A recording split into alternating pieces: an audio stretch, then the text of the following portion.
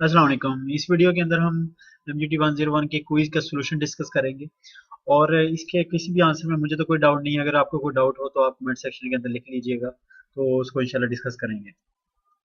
और इसको मैं एक्सप्लेनेशन के साथ आपके साथ शेयर करूंगा कि सिर्फ ऑप्शन नहीं दे रहा आपको कि कौन सा ऑप्शन है। जैसे ये वाला क्वेश्चन आपके सामने है, इसका सी ऑप्शन और मैं आपको एक्सप्लेन कर देता हूँ। विच of the following represent the basic ideal of balance sheet. वो कह रहा है बैलेंस शीट किस क्या बेसिक कॉन्सेप्ट है जिसके ऊपर वो बनाई जाती है। तो वो उसमें ऑप्शन सी जो है, assets is equal to owners equity and plus liability. ये अकाउंटिंग इक्वेशन भी इसको कहते हैं। तो बैलेंस शीट इस पे बनाई जाती है। आगे second question, the ledger account with full detail is prepared in which of the following two styles. जो भी लेजर अकाउंट है उसके बनाने के दो स्टाइल्स हैं, दोनों हमारे जो हैंडआउट्स हैं उसके अंदर डिस्कस किए गए हैं। पेज नंबर लिखे नहीं हुए, नहीं तो मैं आपके साथ वो भी डिस्कस कर देता, लिख देता यहाँ पे। तो उसी को मैंने आंसर को बोल्ड करके लिख दिया। T and running balance style जो है वो दो स्टाइल है लेजर अकाउंट को बनाने के। तो दो टाइप्स में बनता है, वो दोनों के नाम लिखे हुए हैं। विच of the following is not an operating expense. Operating expense वो होता है कि जिस ऑपरेटिंग एक्सपेंस, सबसे पहले बात मैं आपको ये बताऊं कि इनकम स्टेटमेंट में एक्सपेंस आता है।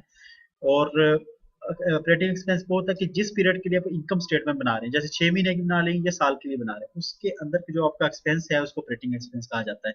स्टेशनरी जो आप यूज करते हैं जाहिर ऑपरेटिंग एक्सपेंस है। रिपेयर्स, कोई भी चीज रिपेयर हो रही है जो कि आप बिजनेस कर रहे हैं उसके दौरान आपको रिपेयरिंग की जरूरत पड़ती है, वो भी ऑपरेटिंग एक्सपेंस है। सैलरीज एंड, जैसे आप गाड़ी यूज कर रहे हैं अगर किसी प्रोडक्ट को सेल परचेज करने के लिए, तो रिपेयर, उसके लिए रिपेयर जो है ऑपरेटिंग एक्सपेंस है। सैलरीज एंड वेजेस, इसी तरह जो आपका स्टाफ है सेल परचेज करने के लिए, वो उनकी वेजेस जो है वो भी ऑपरेटिंग एक्सपेंस है। Which is not operating.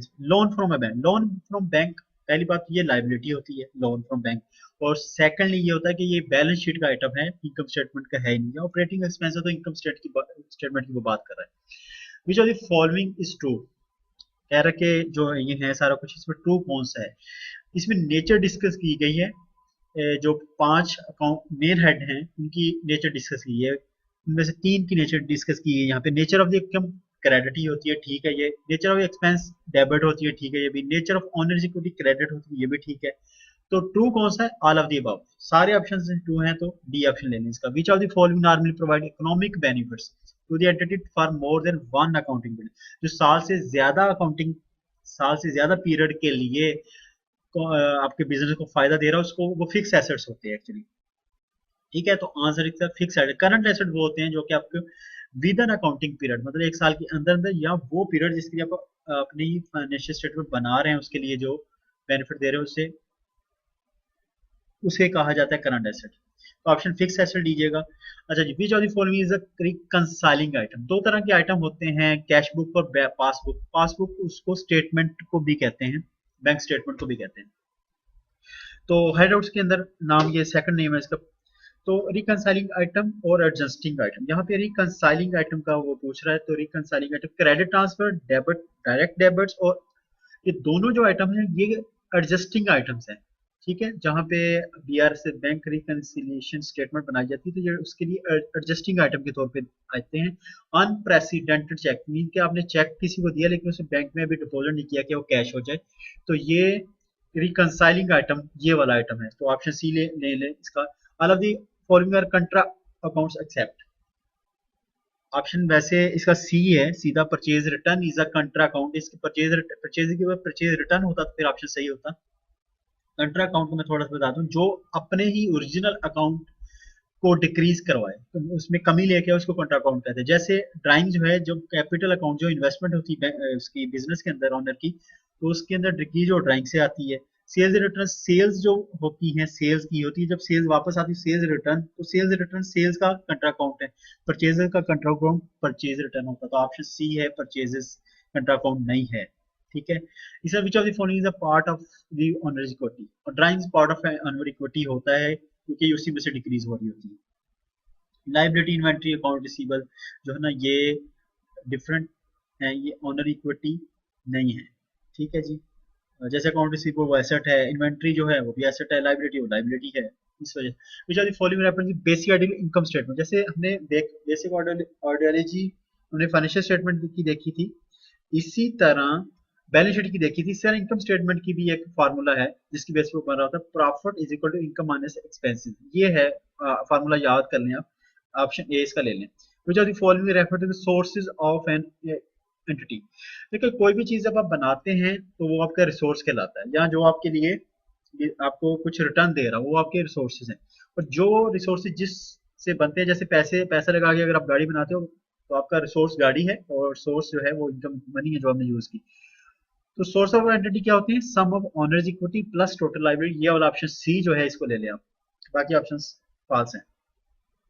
The process of picking up amount from journal, कह रहे जर्नल से अमाउंट उठा के उसको लेजर में जब पोस्ट करते हैं, डेबिट साइड पे पोस्ट करें या क्रेडिट साइड पे पोस्ट करें, तो ये क्या कहलाता है, ये पोस्टिंग कहलाता है। तो ये ऑप्शन डी है इसका। Which of the following is not to be adjusted in cash book. अब कैश बुक में जब एडजस्ट ना करने की बात करें कि एडजस्ट नहीं होगा, तो ये एडजस्टिंग आइटम्स की बात कर रहा है। तो कौन सा आइटम एडजस्ट नहीं करना, वही कैश, क्या चेक इशू किया आपने लेकिन वो प्रेजेंट नहीं हुआ बैंक के अंदर कि उसको पेमेंट हो जाए, तो ये रिकनसाइलिंग आइटम की एंट्री है, तो इसने इसमें एडजस्टिंग वाले में दिखाई हुई है, तो ऑप्शन डी इसका सही होगा। ठीक है जी, बाकी सारे जो हैं वो कैश बुक में एडजस्ट की जाती है। मीन्स मैं एडजस्टिंग एंट्रीज रिकनसाइलिंग आपको अगर मैं नटशेल बताऊं बड़ा सिंपल से अल्फाज में, एडजस्टिंग एंट्रीज वो हैं जो आपकी तरफ से हुई हैं और आपके पास जब बैंक स्टेटमेंट आई है तो उसमें वो एंट्रीज नहीं थी। रिकनसाइलिंग में वो एंट्रीज ली जाती है जो बैंक ने की है और आपके पास नहीं थी। ठीक है, तो वो वाली एंट्रीज जैसे कैश जो चेक इशू आपने किया है, ठीक है, और वो बैंक के पास जाहिर जब तक उसको होगा नहीं, उसके पास प्रेजेंट नहीं होगा, बैंक में जमा नहीं होगा, तो उनको पता नहीं चलेगा। तो इस वजह से चेक इशू ये रिकनसाइल करने वाला आइटम है, तो ऊपर वाला एडजस्ट करने वाला आइटम है। तो ऑप्शन डी ले लें इसका।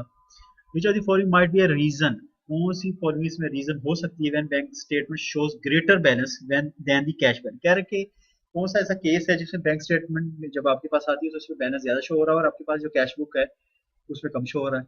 तो चेक आपने इशू किया लेकिन वो बैंक में प्रेजेंट नहीं हुआ, आपके अकाउंट से पैसे डिडक्ट नहीं हुआ, तो इसका मतलब है कि बैंक स्टेटमेंट जो आपको भेजेगी तो उसमें पैसे आपके ज्यादा शो हो रहे होंगे, तो ऑप्शन ए है इसका। तो बाकी आप ऑप्शन अगर गौर करें तो आप खुद ही समझ जाएंगे। जैसे मैं अगर सेकंड पर अनरिकॉर्डेड बैंक चार्जेस कैश, अगर अनरिकॉर्डेड बैंक चार्जेस मींस के बैंक ने आपके चार्जेस काटे और आपके पास कैश बुक में इंटर नहीं है, अगर वो इंटर नहीं है तो क्या होगा, कैश बुक ज्यादा शो करेगी, तो हम यहाँ पे स्टेटमेंट बैंक स्टेटमेंट ज्यादा शो करने की बात कर रहे हैं।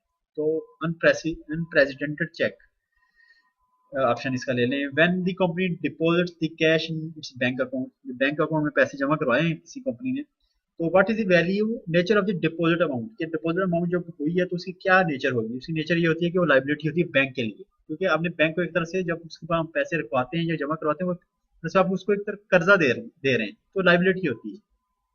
Option A 510 net 30 is an example of 510 net 30 का मतलब ये होता है, ऑप्शन इसका सेटलमेंट डिस्काउंट है, डी ऑप्शन।